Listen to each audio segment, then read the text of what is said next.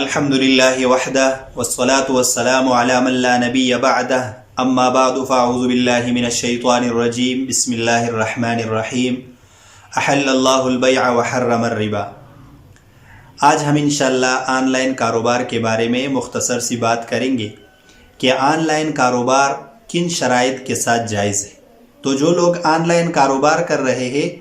ان کو اس بات کا خیال رکھنا ضروری ہے کہ جو چیز وہ فروخت کر رہے ہو وہ ان کے پاس موجود ہو۔ حضرت حکیم بن حزام رضی اللہ عنہ ایک صحابی ہے، وہ فرماتے ہیں نہانی رسول اللہ صلی اللہ علیہ وسلم ان ابیع ما لیس عندی، مجھے رسول اللہ صلی اللہ علیہ وسلم نے اس بات سے منع فرمایا ہے کہ جو چیز میرے پاس موجود نہ ہو میں اس کو آگے فروخت کر دوں۔ جو لوگ آن لائن کاروبار کرتے ہیں وہ عموماً ایسا کرتے ہیں کہ کسی چیز کی تصویر لگا دی، اس کی قیمت لکھ دی، خریدنے والے نے اس چیز کو خرید لیا۔ جو فروخت کرنے والا ہے اس کے پاس وہ چیز موجود نہیں ہے، وہ پھر بازار میں جاتا ہے اور اس طرح کوئی چیز خرید لیتا ہے یا وہی چیز خریدتا ہے اور پھر اس خریدنے والے کو وہ ارسال کر دیتا ہے، بیچ دیتا ہے۔ تو اس طرح کرنا جائز نہیں ہے۔ اگر آپ آن لائن کاروبار کر رہے ہیں، اگر آپ کسی چیز کو آن لائن فروخت کر رہے ہیں تو وہ چیز آپ کے پاس موجود ہو، یا یہ ہے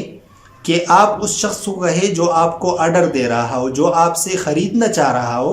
اس کو آپ کہیں کہ یہ چیز میرے پاس موجود نہیں ہے، میں کسی کمپنی سے کسی دکان سے خرید کر پھر آپ کو فروخت کروں گا۔ تو اس طرح کرنا تو جائز ہے، لیکن اگر اس نے خرید لیا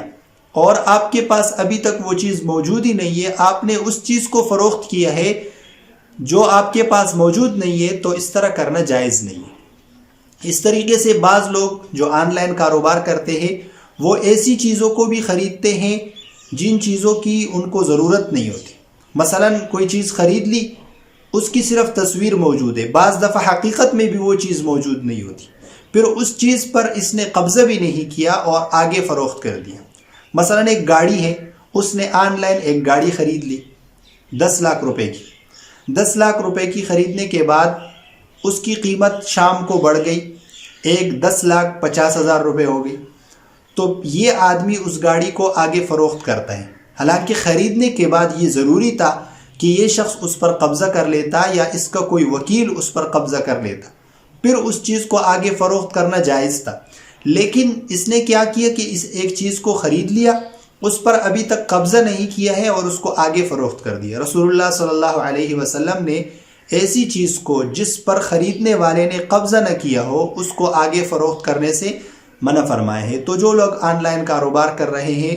آن لائن کاروبار کی بہت ساری صورتیں ہیں۔ اگر آپ کو کوئی صورت، کوئی مسئلہ درپیش ہو تو آپ مستند علماء سے اس کے بارے میں رہنمائی لیں جو ان چیزوں کو سمجھتے ہوں، اور آن لائن کاروبار آپ کریں، لیکن اس میں اللہ تعالیٰ کے جو احکامات ہیں، حضور صلی اللہ علیہ وسلم کے